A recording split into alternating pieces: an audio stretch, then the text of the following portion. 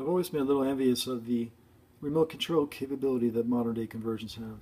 I don't have that in my 2004 Vantare, so here's an attempt to head in that direction. The first step, what I have in front of you here is a replica of the 120 volt AC distribution panel used in the Vantare.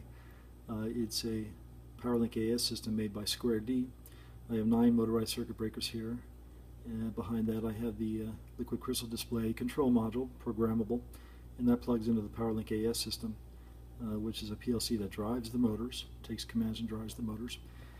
Over here I have a gateway, the white box, green blinking LEDs, translates Modbus to SiMax. SiMax is what the PowerLink likes to speak. SiMax runs over 485. The Modbus runs over TCP/IP. So I'm in a happy TCP/IP world. On the laptop, I'm running a web browser with a piece of software called OpenHAB, which is Open Home Automation Bus.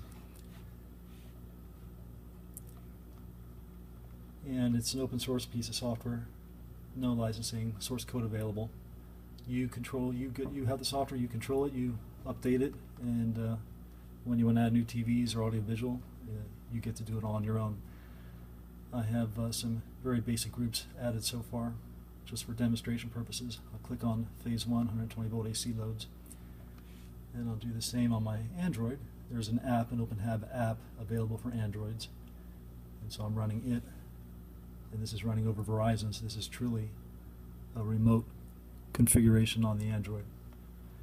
And so we're looking at phase 1 circuit breakers, 120 volt AC loads on both the laptop and the Android.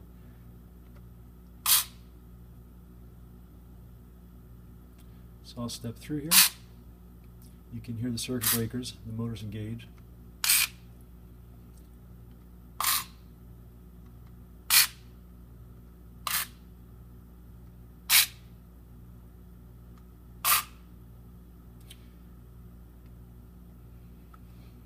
Now we'll step backwards on the Android.